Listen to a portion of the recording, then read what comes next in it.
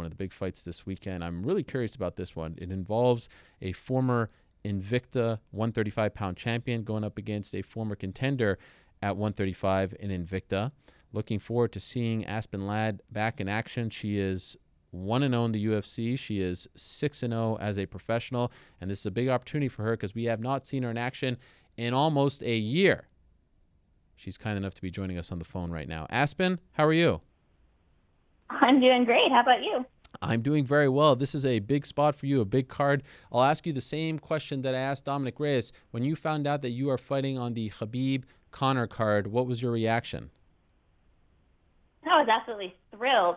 I got on the card everybody wanted to be on. Yeah, did you feel like this was the UFC telling you, like, we believe in you, like, we're going to be strategic? It seemed to me like they are strategic with who they put on this card, and they want people that they believe in. You're the younger fighter. You're the one that it seems they want to try to build. You're undefeated. Did you feel like this was some kind of vote of confidence from them? I did, and it kind of felt like they were throwing me a bone because I jumped on it when her other opponent fell out. So I was like, okay, they believe me to this amount, and they're going to actually put me on the biggest card of the year. All right.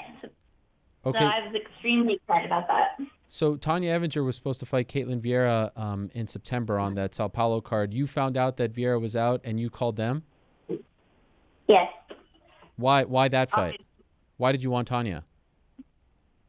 I was ready to fight, period. And as soon as I saw it drop, I was like, okay, let's see if we can get that one. So I offered to do it in Brazil, and then it got moved. I got moved to this card, and it was better for me. Is there something about Tonya in particular that interested you, or you just wanted to fight and you saw an opening in your weight class? Just saw an opening in my weight class. It could have been anybody. Okay. You haven't fought in over a year, but of course you were scheduled to fight in April, and you missed weight. You were pulled from the card. There was the whole thing with Leslie Smith. Why has it taken you so long to get booked? Obviously I've been staying ready and trying to get a fight, but that's really nothing I can comment on, or it's just when they chose to give me one. So. Okay, so you were ready. You wanted to get back in there. Oh yeah, I've been chomping at it for a while now. Is it rude if I ask you how much you weigh on this Monday? Not at all. I woke up at 146.8. 146.8. Is that good for you? That is very good for me. What were you on the Monday before the Leslie Smith fight? Boy, I don't even remember, honestly. Were you bigger than that?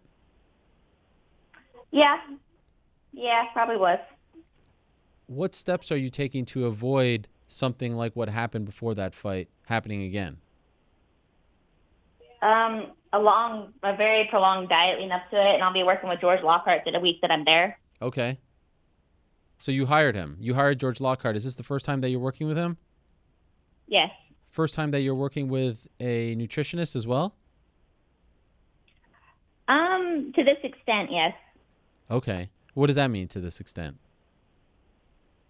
All in. Just everything is exactly how it should be and dialed in for the fight. Do you feel like this is because you obviously had the issue that happened before your debut against Jessica Ai, and then you had this issue, so we're kind of like 2 for 3 here in the UFC. Do you feel like this is you have to show up, like this is do or die for you in the UFC? Every fight is, but yeah, definitely got to show up and put out the best I can. I'm not talking about the fight itself. I'm talking about just showing up to the fight, not backing out of the fight. Yes. Has that been expressed to you, or is that just how you feel? That's how I feel at this point. Okay. And looking back on the whole Leslie Smith thing, were you frustrated? Did you think that you got caught in some kind of, drama between her and the UFC? I mean, people have fought before with, after they missed weight. Did you feel like that should have been afforded to you? You kind of stayed quiet after all that, and she said a lot about you, and she had a lot to say about the UFC, and she was let go. Looking back on it, how do you feel about it all? I think any other opponent, the fight would have gone forward, and she would have just taken the 20%. But it was a political situation with her, and I think that was just bad luck on my part and the UFC's part. But I think anybody else's fight would have gone forward. So I just got stuck in kind of a very political, unpleasant situation. Why did you miss weight prior to that fight? I just made the mistake. You just timed it incorrectly? It wasn't necessarily timed incorrectly. I mean, that was part of it. It was just I cut, I think, too much too fast, and I couldn't get any more off. Okay. Was that the toughest weight cut of your career? One of them, yeah. Wow. Definitely one of them. Were you at the point where you were getting worried about your health and safety? Oh, yeah. No, we were at the point where the doctor told us to stop cutting. Did you have to go to the hospital? I don't think I did after that one. I just remember him coming in and saying, stop, or you're probably going to have to concede the fight. So I was like, okay, I'll take the hit as far as the money goes and hopefully still fight. Didn't happen. Okay. Did you consider moving up to 145 after that?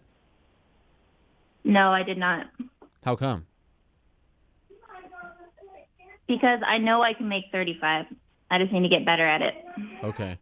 You have had to sit on that win, and it was a great performance. I mean, you were very dominant. You were impressive. You finished Lena Landsberg. How difficult has this past year been for you? It's going to be almost a year. October 21st was your last actual fight. To just sit on that and not see your career progress. It's difficult because it's my career, it's my passion. But at the same time, it's just more of the same. All right, I don't have a fight yet. Mistakes happen, but just going to stay in the gym, continue to progress. All it really did was give me time to get better. Okay. So you feel like we're going to see a better Aspen Ladd on Saturday? Absolutely. How do you feel about Amanda Nunes going up to 145? Do you think that she wins that fight against Cyborg? I don't think she's going to win that fight. I don't. Amanda is a huge 135er, though, so she's going to stand a better chance. And skill-wise, she's excellent. So I think she'll give Cyborg a good run for her money, but I don't think she's going to win the fight. Ultimately, yeah. And do you feel like, okay, she comes back down, like who do you see? There's no real, there's maybe Holly Holm out there again, but there's no real top contenders at 135, right? Like who do you see as Tonya, a win over Tonya Evinger all of a sudden puts you in that discussion. She was the former Invicta champion. Cyborg has a win over her. You get that win. Who else is in that discussion, do you think? Who do you see as your biggest threats, people you have to get past? Honestly, I'm not looking that far ahead right now. Nothing really exists up until after Saturday, and then I'll consider the implications after the fight. Okay. Well, what an opportunity this is for you, right? Being in Las Vegas and fighting on this card, it's much different than fighting in Poland where you had your UFC debut. Have you ever fought in Las Vegas before? Oh, yeah, you fought once in Las Vegas, right, for Invicta, correct? Yes, I have fought in Vegas before. It's an incredible experience. It's the home of fighting is what it feels like when you're there. Amazing. And I mean, with all due respect to the Invicta card, going to be a little different than this one. Who do you think wins, Conor or Khabib? I'm probably going to tell you something many people have. If it stays standing, definitely Conor. As soon as it hits the ground, it's over. Khabib will win. All right, but what's your prediction? You can't sit on the fence. Oh, boy. I'm going to go with Khabib. Wow, okay. You think it goes the distance, or do you think he finishes him? I think it's probably going to go the distance if it hits the ground. Okay. And your fight, how do you see it playing out? You're going to have to wait and see. What? Not even a preview? Yep. Not even. Jeez. All right. Well, I'm looking forward to it, Aspen. Welcome back. I hope it goes well with the weight cut. Hope there are no issues, and that we get to see you back in action on Saturday. Absolutely. Thank you for having me on. My pleasure. All the best to you on Saturday. There's Aspen Ladd. She meets Tonya Evinger on the UFC 229 undercard, if you will. Prelims, as they like to say. The lineup is this as of right now. Ryan LaFleur versus Tony Martin. That's the curtain jerker, if you will. And it's an interesting fight at 170. Tony Martin, of course, we spoke about last week with Kayla Harrison, her beau. Gray Maynard versus Nick Lentz in lightweight action. Good to see Gray Maynard back. Scott Holtzman versus Alain Patrick. And then rounding out the Fight Pass prelims, it's Lena Landsberg versus Yana Kunitskaya. Then over on FS1, it's Aspen Ladd versus Tonya Evinger. Vicente Luque versus Jalen Turner. Sergio Pettis versus Jussier Formiga in a very important fight at 125 pounds. And right now we don't know what is going on with the FS1 prelim headliner, if you will. It was supposed to be Sugar Sean O'Malley against Jose Alberto Quinones, but that's no longer the case. O'Malley is out, and the UFC has not officially acknowledged this. And, of course, we'll be talking to Sean O'Malley later on in the program about that. Then we get to the main card. All 5 fights interesting. I know this card has been scrutinized ad nauseum, but I think all 5 fights are interesting on the main card, and hopefully they remain intact. Kicking it off is Michelle Waterson versus Felice Herrig, women's strawweight fight. Then it's Derek Lewis versus Alexander Volkov, and I'm really curious to see how Lewis performs in this fight. How's his back? Does it give him any problems?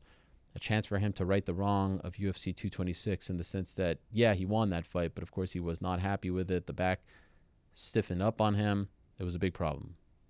And one would think this could potentially be a number 1 contender fight for Alexander Volkov fighting in the main event. Fighting in the main event of his last fight against Fabricio Verdum and finishing him in London and now getting an opportunity on this card.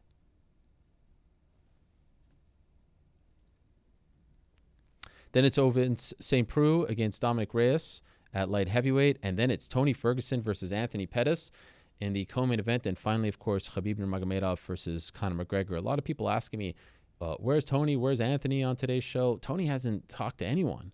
It's been hard to get in touch with Tony leading up to this fight. I mean, he has his videos here and there that have been dropping, but not much in terms of actual media, which has sort of been a theme for this card. And Pettis, we had how soon they forget like a month or so ago. Remember we had him on the show? We talked to Pettis. According to the UFC, though, they are going to be doing a media day with Tony Ferguson and Anthony Pettis tomorrow. So expect to see a lot of media come out for those 2 guys. They have a full week of media stuff. There's Anthony Pettis and Tony Ferguson having their own sort of media day on Tuesday, I think at the UFC Performance Institute. Then it's Wednesday. There's open workout with Pettis Ferguson. Also, Conor and Khabib will be doing open workouts, which should be incredible. What a scene that should be because those are open to the public. Thursday, they're going to be having a media day. I can just pull it up here so I don't screw it up. But Thursday, they're going to be having a media day and also the press conference at 3 p.m. Eastern, Pacific time, and that's 6 p.m. Eastern time. And then Friday, official weigh-ins in the morning, and then the ceremonial weigh-ins, and then the fight on Saturday. And like I said earlier, we'll have a ton of coverage for you.